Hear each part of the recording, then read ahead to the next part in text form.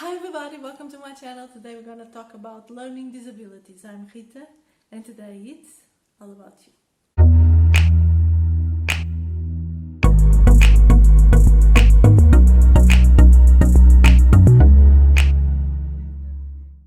A learning disability affects the way a person learns something new, affects the way a person understands information and how they communicate.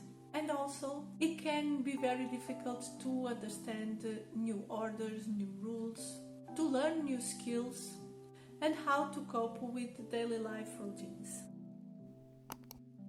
Learning disabilities are due to genetic causes or neurobiological factors that change the brain function and affects one or more cognitive processes related to the learning skills. These interfere with the basic achievements like reading, writing, or understanding math processes. In preschool age, learning disabilities may give problems pronouncing words, trouble finding the right word, trouble learning the alphabet, the numbers, sequences, colors, shapes, the days of the week, follow directions, difficulty managing pencils, difficulty with buttons, with tied shoes, and learn routines and follow rules.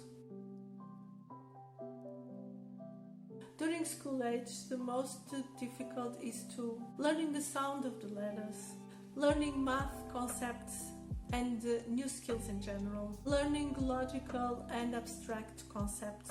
It is very common to have a very poor handwriting and avoid reading.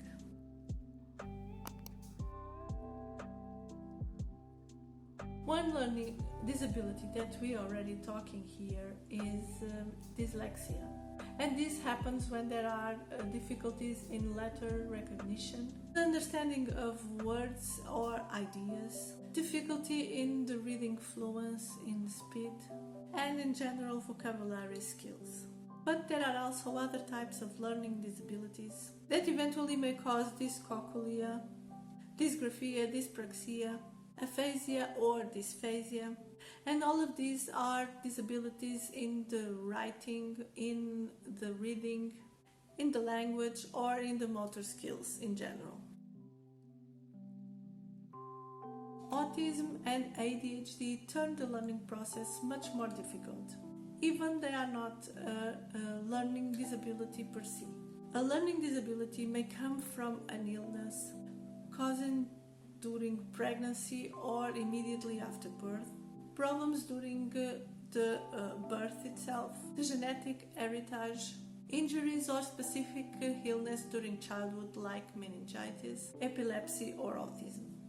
It is possible for a child to have one or several disabilities, and this can be also considered to be mild until profound, and they always affect the learning process, of course. When a learning disability is very profound and really hard, it is possible that the child cannot even communicate. But even all of these can happen, we also now know that we can have hope about the main disabilities when we are talking about the learning process, because lots of studies have shown us a very specific and important characteristic of the brain that's called neuroplasticity. And this is the ability of our brain to change in a natural processed way, and the ability for the brain to adapt to new things. So it is an adaptation, but also a physical adaptation too. So during lifetime, our brain can make new connections and generate new brain cells as a result of new experiences and new learning moments.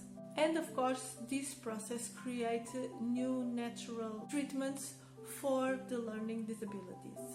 And we are using innovative programs that use strategic brain exercises to identify and give much more strength to the weak cognitive areas.